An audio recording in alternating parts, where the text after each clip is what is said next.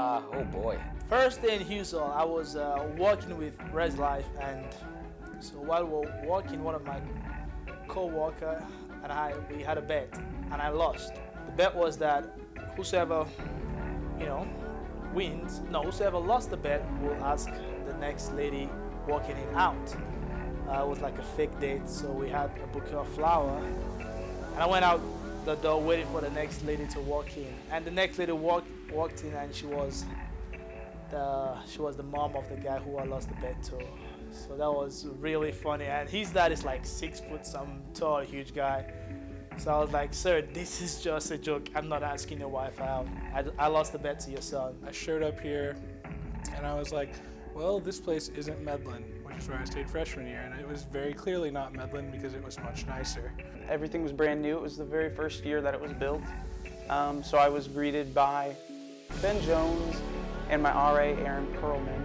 It's kind of intimidating walking in because originally I was from AE, which nothing wrong with AE, but it's a little older. So I was afraid to like touch the walls or scuff the floors, and everyone was very kind of on edge about that because there was like big name people there.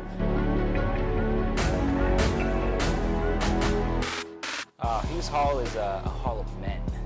We're able to stand together as brothers too, which is a really cool thing that I'm not sure you really find in some of the other halls, just because there's not as much maturity and desire to see each other grow. Hughes Hall has a blend of two different kinds of guys. You have the crazy kind of guy from the crazy dorm that matured and come into Hughes Hall, and you have the kind of quiet, scholarly, academia, intellectual guys.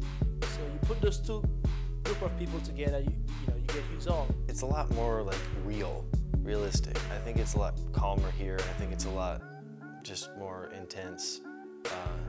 Definitely feels much more like a scholarly campus at Hughes.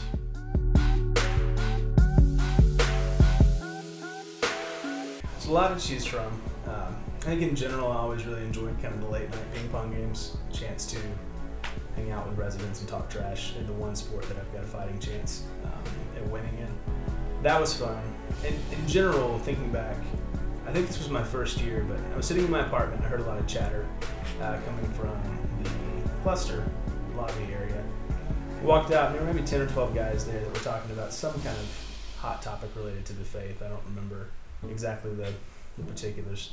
But I went out and started to engage in that conversation and kind of direct it to make sure it was a productive conversation. And by the end of the night, there were 35, 40 guys in the lobby, all a part of this conversation, kind of like a small group night that had just developed by itself. My sophomore year, I was hanging out in some guy's room, and we were just playing video games or something, maybe watching a movie.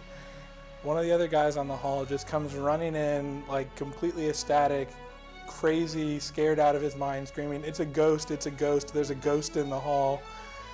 Turns out he was actually screaming, "It's a goat, it's a goat, there's a goat in the hall." Someone had let a billy goat up onto 3rd floor Hughes, and it was just kind of hanging out. So we spent all night kind of hanging out with a billy goat, called campus safety, called animal control, and animal control closes at night. So we were just kind of left with a billy goat until the next morning, and campus safety just kind of set it free outside of Hughes, and it just roamed around and grazed on the front lawn for all night and the next day.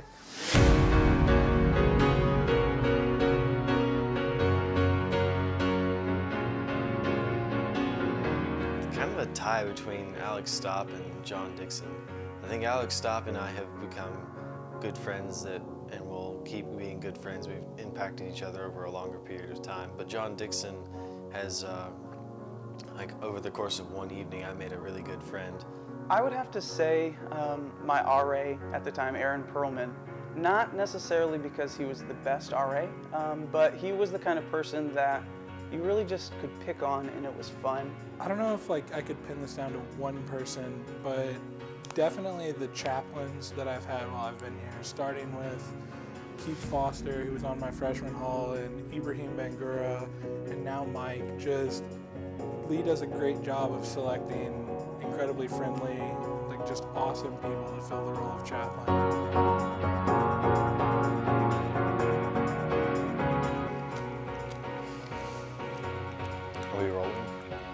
For the 2 years I was here while Ben Jones was at the helm of the ship, anytime someone on Res Life staff made even like the most minor mistake of being late to staff meeting or late to small group prayer, they would get fired.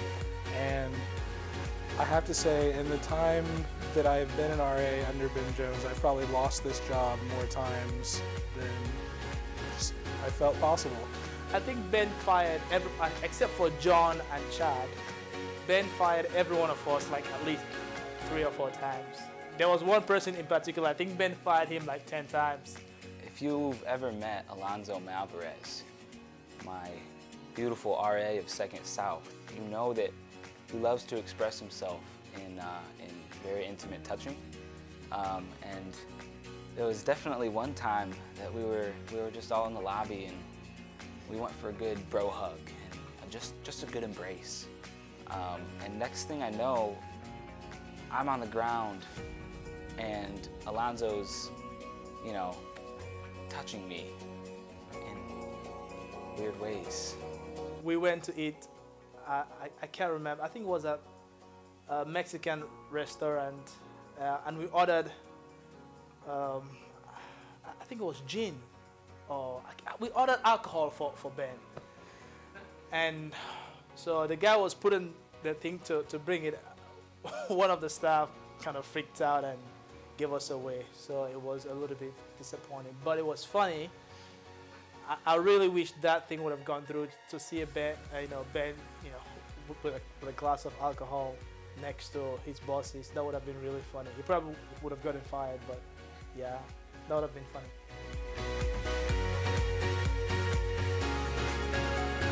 I took away a long second year that was really good and productive. I grew a lot. I became much more of an adult while being here, and I made a lot of friends. People will surprise you. Like, you get this idea of like, you think you know a person, or like you do genuinely know a person, but you still like, you don't know everything about them, and I don't think you really could know everything about someone. I really just learned the importance of community. I feel like even though I had the opportunity to maybe get housing in different areas, just that opportunity to just sit with the guys, be intentional in small groups, really just get out of my comfort zone in a way, and just be able to be with them was something that I'll never change.